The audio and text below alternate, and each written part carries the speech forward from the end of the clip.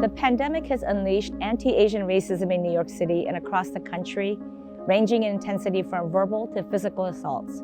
In response, the Asian American Federation has been leading efforts to safeguard the Asian American community. We've created these safety videos with you in mind, and we hope they'll equip you to protect yourself if you're ever targeted so you can make a safe getaway. When we're thinking about ways to keep ourselves safe, especially in situations where there are verbal harassments happening on the street or when you're experiencing it yourself, one of the first things that we want to think about is what we call safety stands. So this is what we call safety stands, and this is really helpful, especially when you notice yourself talking to somebody, there's tension and they're getting louder, possibly aggressive. So we want to be mindful of our distance between our body and their body. So at least, minimum, we want to be at least 1 arm length away from them. The second thing to keep in mind is our body position. So if I'm standing in front of you, you have my entire body target. So I want to make myself slim by slowly shifting my weight. Again, this is not only helping create a little bit more distance, but also make my body slimmer. So they have less target to work with. The last thing is thinking about where your hands are.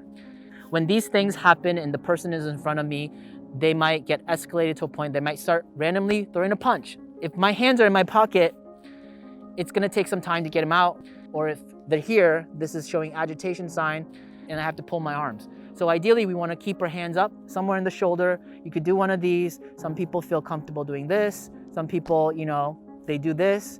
Some people do this.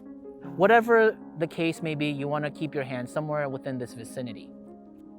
And the nice thing about this is this positionality, or I guess hand gesture, is just as effective as our fighting stance. So if we need to block our head, right here, our hands are here. If we need to strike, our hands are already here.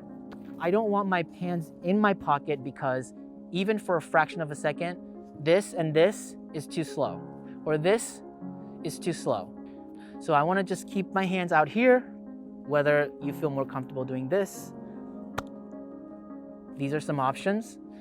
Whatever the case, I want to keep my hands up and slowly shift my weight. What you've seen are basic self-defense strategies and not instructional videos on self-defense techniques. For more information, go to caeny.org.